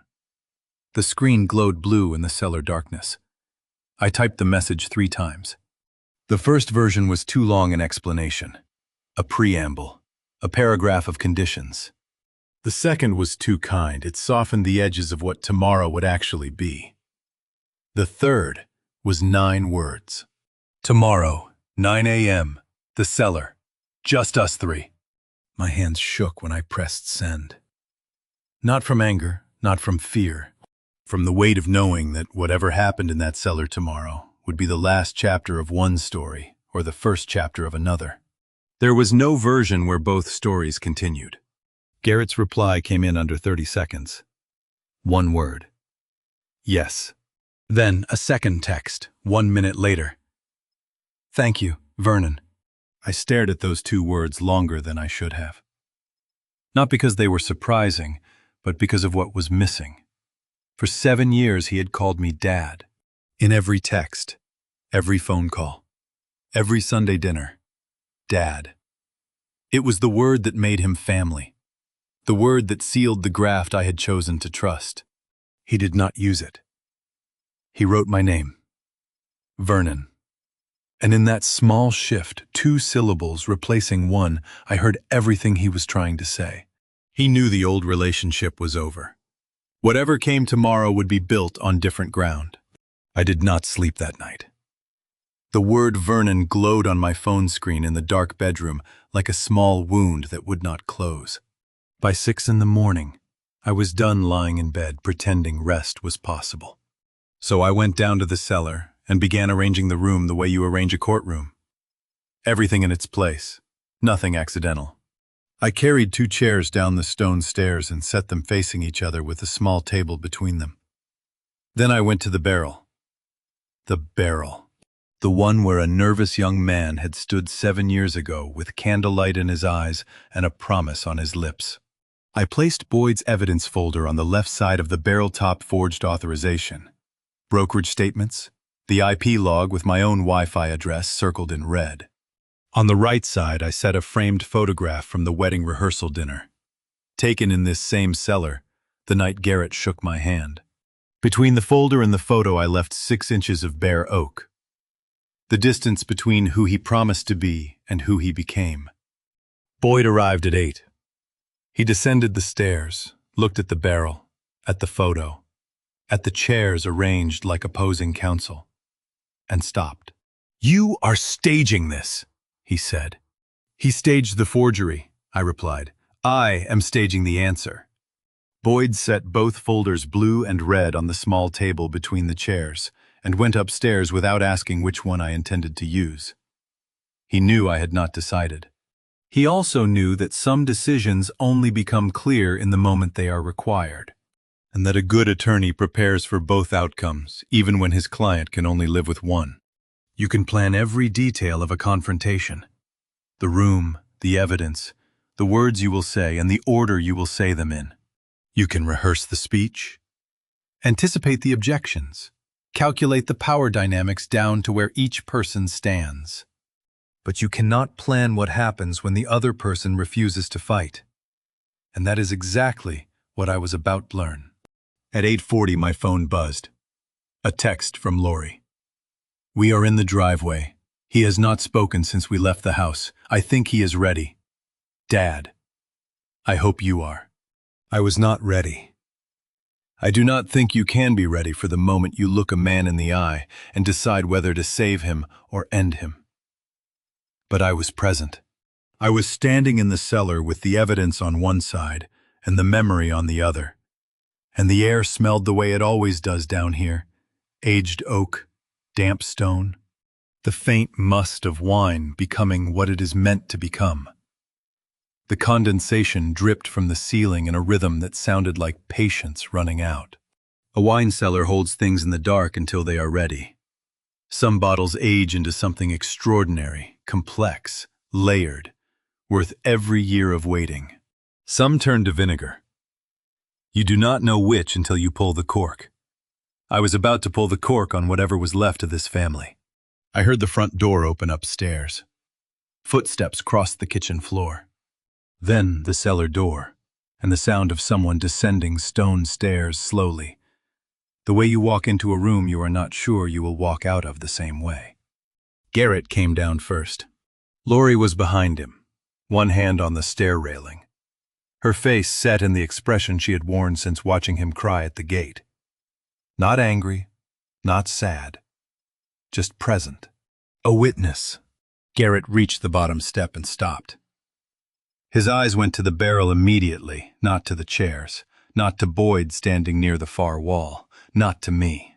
To the barrel. To the folder on the left and the photograph on the right.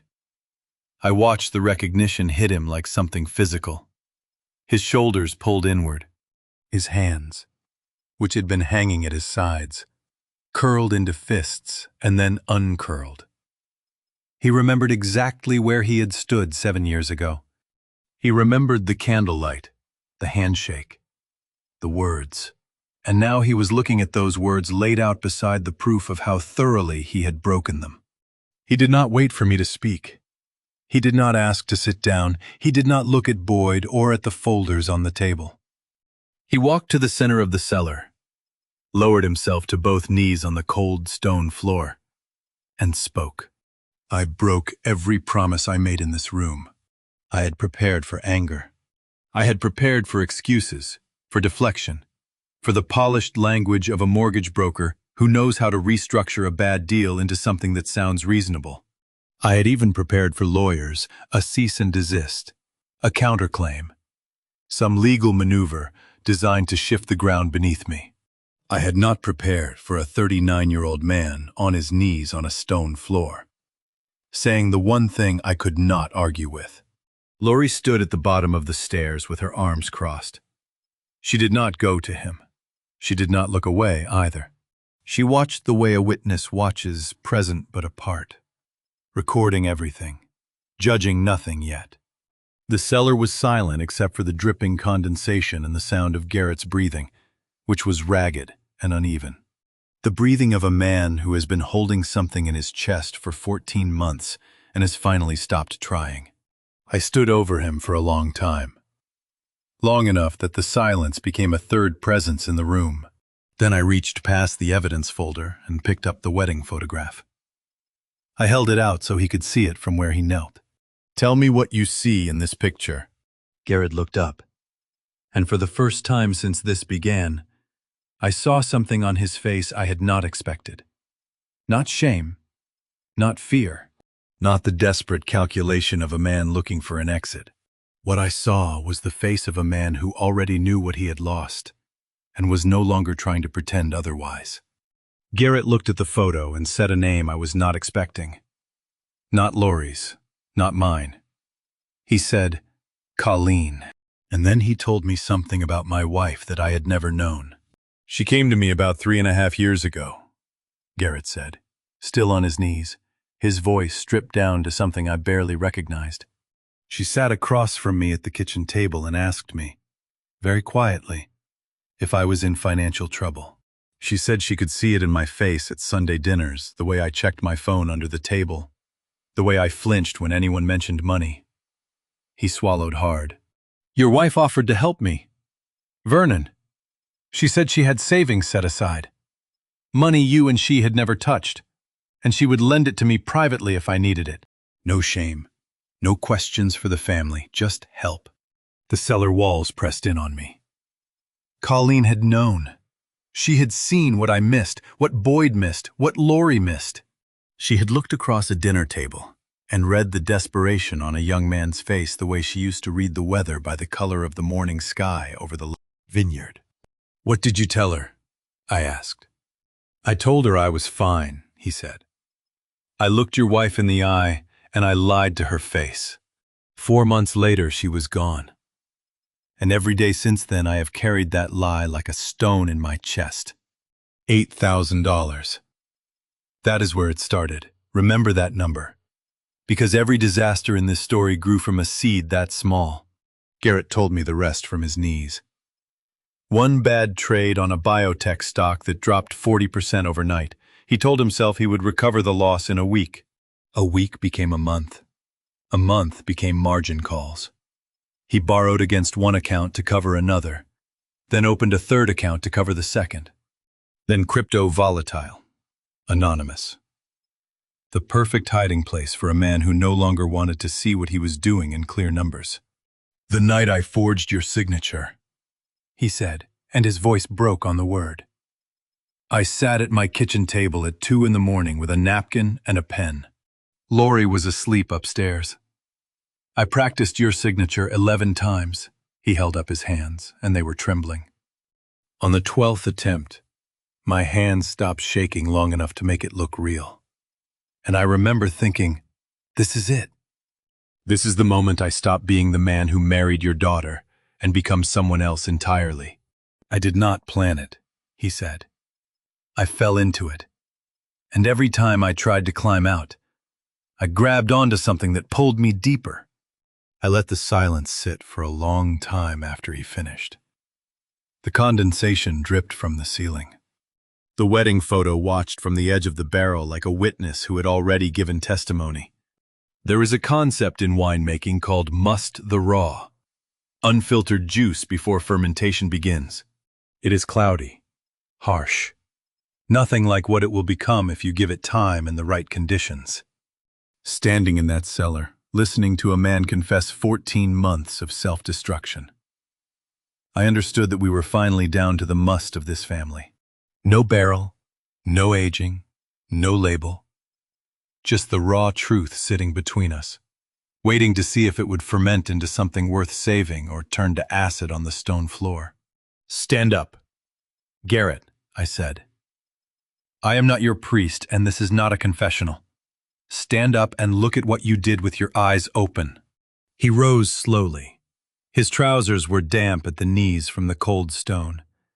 He stood across the barrel from me, and I opened Boyd's evidence folder. I turned each page slowly, laying them flat on the oak surface under the cellar light. "This is the margin account." I set it down. "This is the crypto wallet." Another page. "This is the IP log showing you accessed the brokerage from my Wi-Fi while Lori cleared the dinner plates 10 feet above our heads." I let that one sit. Then I held up the last document, the forged authorization, with my name written in his hand. "And this is me, in your handwriting." Garrett looked at every page. He did not flinch. He did not reach for an explanation, or a justification, or the polished language of a man who restructures bad deals for a living. He looked at the evidence the way a man looks at an X-ray that confirms what he already suspected. Not surprised, just confirmed. What do you do when the man who wronged you gives you exactly what you demanded, the whole truth? Every document, every dollar, every shameful detail, and the truth makes it harder to hate him, not easier. I had prepared for a fight. I had staged this cellar like a courtroom.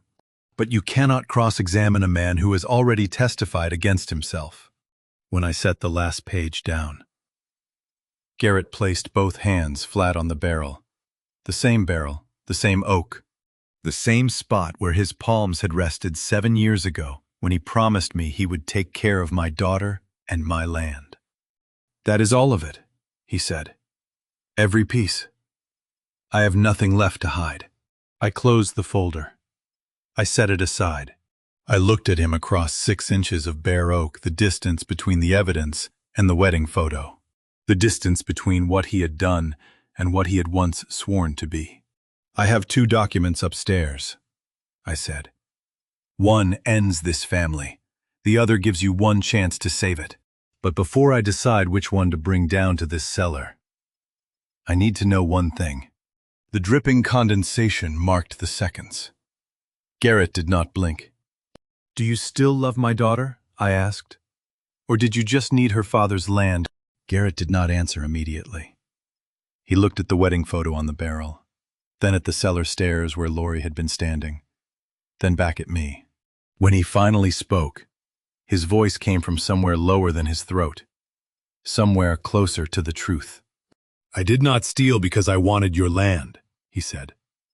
"I stole because I could not look at your daughter and say the words, 'I lost everything we had.' The land was just the closest thing I could reach while I was drowning." I watched his face for the lie. I had been watching faces for 67 years. And I knew what deception looked like, the slight delay before the eyes catch up to the mouth. The micro-adjustments of a man constructing a version of events instead of reporting them. I saw none of that. What I saw was a man standing in the wreckage of his own confession, with nothing left to perform.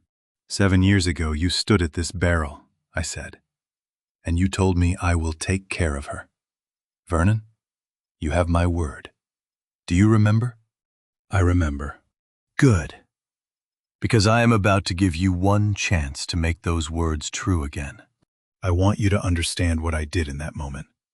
Because most people in my position would not have done it.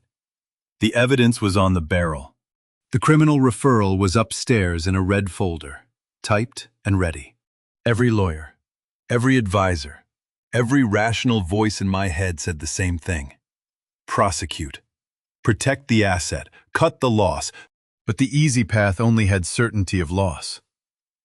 The harder path, the one with no guarantee, at least had the possibility of something worth saving.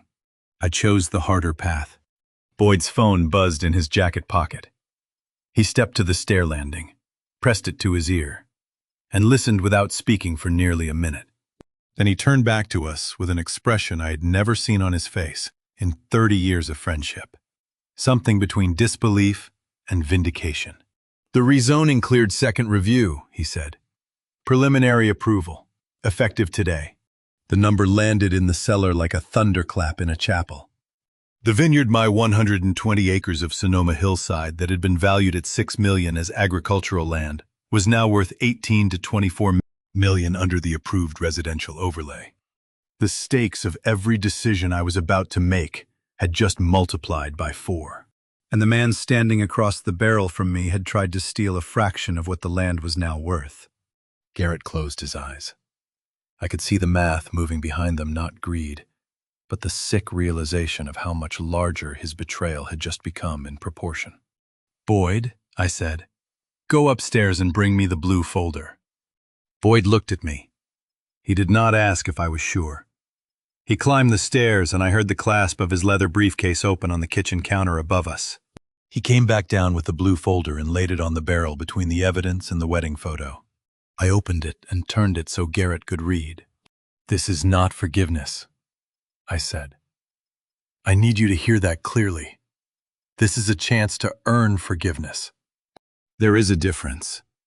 And if you confuse the two, the red folder comes out and we go to the police that afternoon. In the cellar. The oldest barrels hold the most valuable wine, not because time is kind, but because time is honest. It strips away everything that does not belong until only the true character remains. I was betting that what was inside Garrett was worth 3 more years of patience. I was also prepared to be wrong. Boyd read the terms aloud, in the measured cadence he used in depositions, steady, precise, leaving no room for ambiguity. Full financial disclosure to Vernon and counsel, quarterly. Gambling addiction counseling, minimum 1 year, verified attendance. All signatory rights to Callahan family accounts revoked indefinitely. Supervised repayment plan for the full outstanding debt. Conditional role in the vineyard development project only after 24 months of full compliance. He paused and looked at Garrett over the top of the page. Violation of any single term triggers automatic criminal referral. No second chances after this one. Garrett's face was wet. He wiped his eyes with the back of his hand, and the salt reached his lips.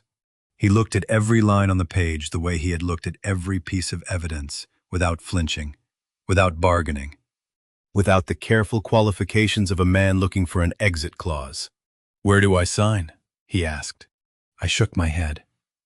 "Not today. You take this home. You read every word again when you are not standing in a cellar with your knees still damp.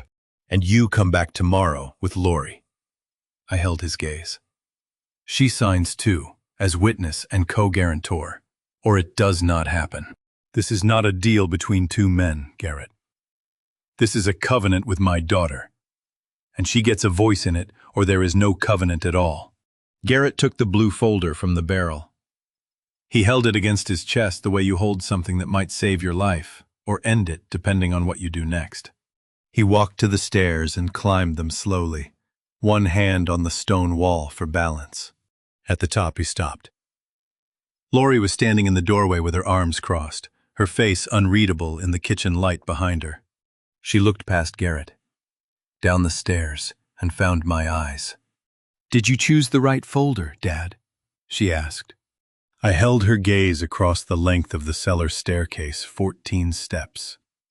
67 years of life, and one bet on a man who had broken every promise he ever made in this room. "Ask me again in 3 years, I said. Lori did not speak to me for 3 days after the cellar. Not a text, not a call. Not even the silent shorthand we had developed after her mother died. A photo of the vineyard at sunset, meaning, I am thinking of you. A single question mark, meaning, call me when you are ready. 3 days of nothing. And when she finally called, she did not start with hello. You hid it from me for 12 days, she said. 12 days you knew what he had done. And you investigated. And you hired security.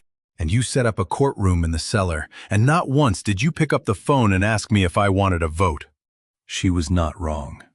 I had treated her like someone who needed protection instead of someone who deserved a choice. I standing in my kitchen with the phone pressed to my ear. I recognized the pattern she was describing because it was the same one that had cost me 3 months with Colleen. I had waited too long to tell Lori about her mother's diagnosis too. Shielding her, I told myself at the time. When the truth was, I could not bear to say the words out loud. You are right, I said. I made the same mistake I made with your mother. I am sorry. Lori, I am sorry for all 12 days. The silence on the line lasted long enough that I thought she had hung up. Then she said, Boyd's office, Friday at 10. I will be there. A signature is just ink on paper. 26 letters arranged in a pattern your hand has memorized since childhood automatic. Thoughtless. A formality at the bottom of a form. Unless it is the same hand that forged one weeks ago. In which case every letter carries the weight of a man proving he can write his own name honestly. Boyd's office smelled like leather chairs and fresh print toner. He had the agreement laid out on his conference table, 6 pages, single-spaced. Every term we had discussed in the cellar now rendered in the precise language of consequence.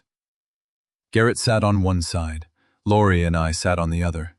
Boyd stood at the head of the table and read each clause aloud in the same measured cadence he had used in the cellar, pausing after each one to ask if there were questions. There were no questions. Every term had been earned in the conversation on the stone floor, and no one in that room needed to hear them explained. Boyd set the document in front of Garrett and placed a pen beside it. Take your time, he said. Garrett picked up the pen. I watched his hand, the same fingers that had practiced my name on a napkin at 2 in the morning. He wrote his own name the way it should have been written the first time, slowly, deliberately. Each letter formed with the full weight of a man who understood that this signature was the only one that mattered now. When the pen lifted from the paper, he set it down and pushed the document across the table without a word. Lori signed last. She did not hesitate, but she did not rush either. Her pen moved with the controlled precision of a woman who had spent 3 days deciding whether this moment would happen at all. When the ink left the page, she looked across the table at Garrett. This is your last chance, she said. Not your second, your last. Garrett nodded. He did not argue with the distinction. That evening, Lori drove to the vineyard alone. I saw her car come up the gravel road from the kitchen window and met her at the gate. She did not say where she wanted to walk, but I knew. We went to Colleen's row, the 12 vines her mother had planted the year Lori was born. The ones I still pruned by hand every February, because some things you do not delegate to hired crews. When your daughter tells you she is not ready to forgive her husband, but she trusts you enough to try, is that faith in your judgment? Or is it a warning that the cost of being wrong will fall on her shoulders and not yours? I did not have the answer. I only knew that she was walking beside me through her mother's vines, and that was more than I deserved after 12 days of silence. I was angry at you.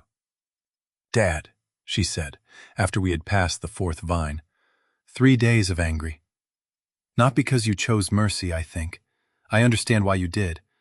Because you made the choice alone.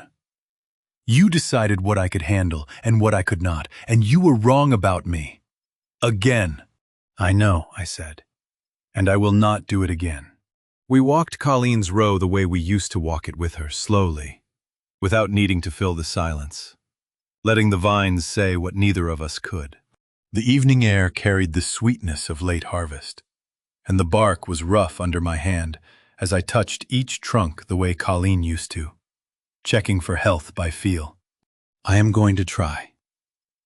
Dad, Lori said when we reached the end of the row. Not because I forgive him, I do not, but because I trust you, and you chose this.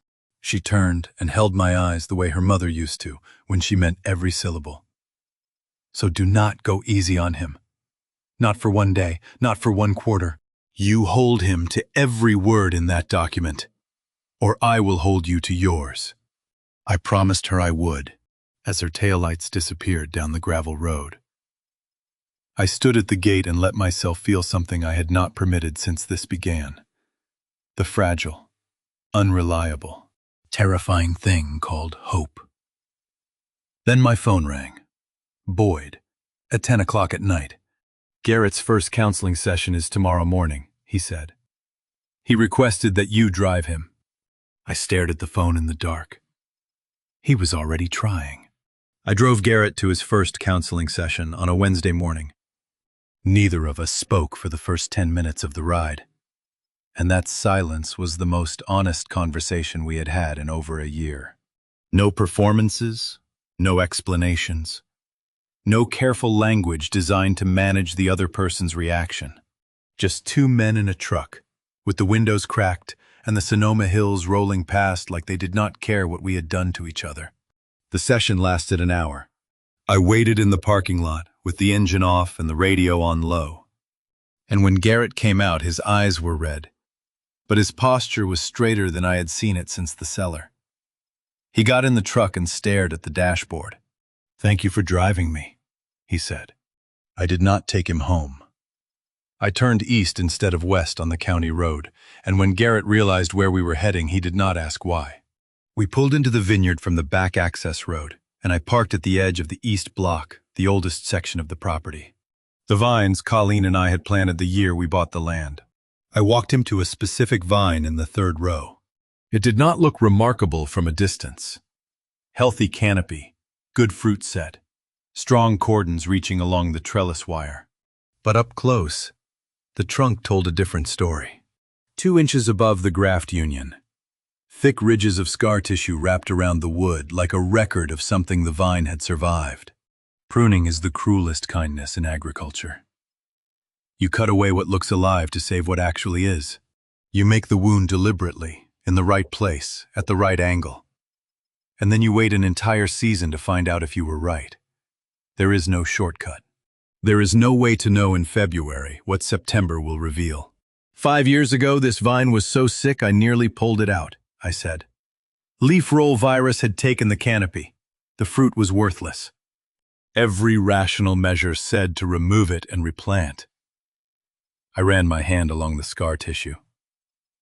Colleen told me to cut it back to the trunk and give it one more season. I told her she was being sentimental. She told me I was being impatient. She was right. Garrett reached out and touched the bark where the cut scars were still visible. His fingers traced the ridges slowly. The way you read something written in a language you are only beginning to understand. It looks healthy now, he said. It is. It produces some of the best fruit on the property. But the scars do not disappear. They become part of the wood. The vine does not forget what happened to it. It just decides to grow anyway. Garrett pulled his hand back and looked at me. Is this the part where you tell me I am the vine? I shook my head. This is the part where I tell you that Colleen would have given you the same chance I am giving you. And she would have expected more from you than I do. She always did, with everyone. She saw what people could become, not just what they were. I am not that generous. I see what you did, but I also see that she saw something in you 7 years ago, and I'm not ready to say she was wrong. The October wind moved through the canopy above us, and the late-season leaves rustled with a sound like pages turning. I know what you are thinking. Why give him anything at all? Why not let the signed agreement be the ceiling, counseling transparency, repayment, and leave it there? Because a man with nothing to work toward is a man with no reason to stay accountable. And I needed Garrett to have exactly one reason to prove that the man Colleen believed in was still somewhere inside the one who forged my name. I walked back to the truck and pulled a manila envelope from behind the seat. I had put it there that morning before driving to his house, which means I had already decided to do this before the counseling session ended. I am not sure what that says about me, whether it was faith or strategy or some vineyard hybrid of both. This is a preliminary cost analysis for the development project, I said, holding the envelope out. The rezoning numbers, the infrastructure estimates, the first phase projections. I want you to review them, not because I trust your judgment, yet I do not, because I want to see how you handle someone else's money when you know you are being watched. Garrett looked at the envelope, then at me, then back at the envelope. You are testing me, he said. Every day for the next 3 years. Garrett, get used to it. This is what accountability looks like when it is real. Not a speech in a cellar, not a signature on a document, but a Tuesday afternoon task that nobody applauds you for completing honestly. He took the envelope with both hands. He held that manila folder the way I held Lori the day she was born, like something that could change his entire life if he was not careful with it. Not eager, not grateful in the performed way people are grateful when they want you to see it. Just present, and steady, and aware of the weight. Friday, I said. You'll review on my desk by Friday. And Garrett, if you find a problem in those numbers, you tell me. You do not fix it. You do not hide it. You do not manage it. You tell me. That is the first rule of the next 3 years. He nodded. Not the nod of a man accepting a task, the nod of a man accepting that he had to earn the right to be useful again. One small, honest act at a time. I watched him drive away with the report on his passenger seat, and I stood at the gate still locked, still monitored. The code still changed from the night Ray Whitfield installed it. But for the first time since that installation, I found myself wondering when the right day would be to give Garrett the combination. 6 months passed. The vine I almost pulled out produced the best fruit on the property that autumn. But that is not the miracle I came here to tell you about. It was February when I drove up the hillside road to the cemetery that overlooks the vineyard. I carried white lilies because Colleen always said roses were for people who did not know you well enough to choose something specific.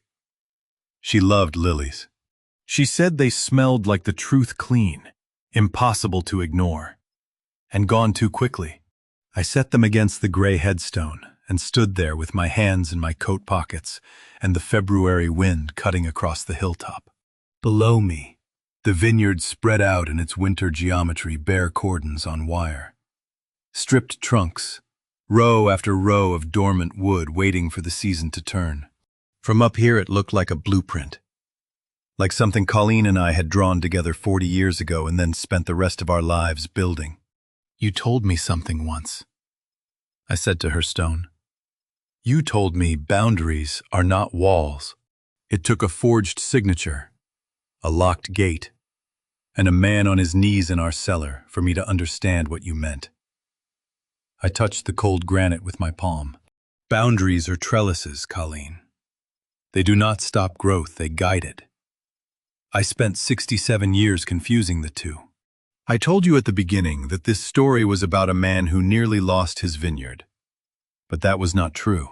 It was about a man who nearly lost his family because he confused protection with love. I shielded Colleen from hard conversations. I shielded Lori from hard truths. I built walls around the people I cared about and called them fences. And it took a son-in-law with a forged authorization to show me that the thing I was protecting my family from was the very thing they needed the chance to face the truth and decide for themselves what to do with it. Garrett has repaid a third of the debt, I told Colleen. He has not missed a single counseling session. He calls Boyd every quarter with his numbers before Boyd has to ask for them. He is not the man he was. I am not sure he is the man he will be. But he is trying. Colleen, every week, every small, honest act, he is trying. The wind moved the lilies against the headstone, and I thought about the night she had sat with me in the cellar after a bad harvest, the 2011 vintage. The one we nearly lost to early rain, and told me that the difference between a winemaker and a farmer is patience. A farmer plants and hopes. A winemaker plants and waits, and then waits longer. I wish you were here to see Lori, I said. She is tougher than both of us. She got that from you. Everything good in this family came from you, and I am only now learning how to stop getting in its way. A vineyard in February looks dead, stripped bare. No leaves, no fruit, nothing but gray wood against gray sky. But every vintner knows the truth. Dormancy is not death. It is the vine gathering everything it has and holding it deep in the roots, deciding what to become when the warmth returns. You cannot see the sap moving under the bark. You cannot measure it or prove it or put it in a quarterly report. You just have to trust that it is there. I drove down from the cemetery as the sun was dropping toward the western ridge. When I turned onto the vineyard road, I saw two figures in the east block walking slowly between the rows, close together but not touching, the way people walk when they are learning to be near each other again. Lori saw me first. She waved.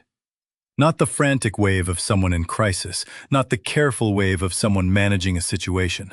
Just the easy, open wave of a daughter who was glad to see her father pulling up the drive. I had not seen that wave in 6 months. Garrett looked up from the vine he had been examining. He did not wave. He nodded. Not the old nod, not the one that came with a handshake and a word he did not keep. This was quieter than that. It was the nod of a man who understood that he was standing on ground he had not yet earned the right to call his own, and who was grateful to be standing on it anyway. I parked the truck and got out. The gate was open. I had given Garrett the combination 3 weeks earlier, on a Tuesday, without ceremony. He had asked if I was sure. I told him I was not sure about anything, but that the gate had been locked long enough. I stood between my daughter and her husband in a row of dormant vines at sunset, and for the first time in 6 months I did not check the security cameras. I did not call Boyd.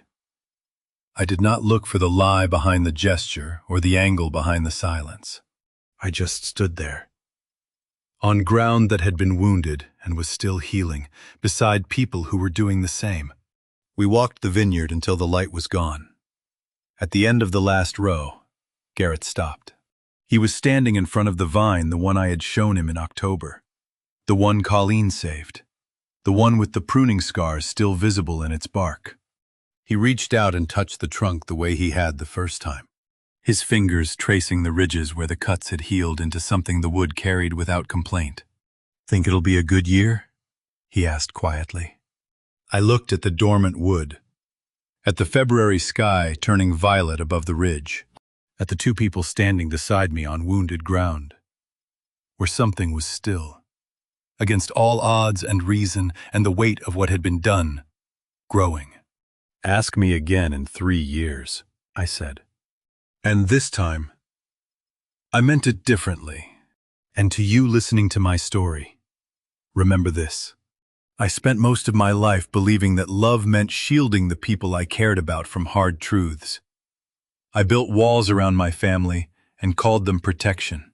It cost a forged signature, an iron gate, and a son-in-law on his knees before I finally understood the difference between shielding someone and loving them. Do not make my mistake. Do not wait until betrayal forces you to learn what boundaries really mean. This was never a revenge story. Not really. People will call it that. They will say the old man got even, the son-in-law got what he deserved. But the truth is quieter than revenge. The truth is that mercy takes more courage than punishment. And the hardest thing I ever did was choose the blue folder, when every voice in my head screamed for the red one. I believe God put me through this season so I could finally understand what my wife tried to tell me for 40 years. Boundaries are not walls, they are trellises. They do not stop growth, they guide it. If you are holding on to anger right now, waiting for your own revenge story to play out, I want you to ask yourself whether revenge is really what you need, or whether what you need is the courage to set a boundary and see if the person on the other side of it is willing to grow. If this story moved you, leave a comment and tell me. Would you have chosen the blue folder or the red one? Share this with someone who needs to hear it today. And if you have not yet, subscribe so you do not miss the next story. Thank you for staying until the very end. It means more than you know. Some details in this story were adjusted for storytelling and reflection. Any resemblance to real individuals is coincidental. The message, that is, the part I hope you carry with you,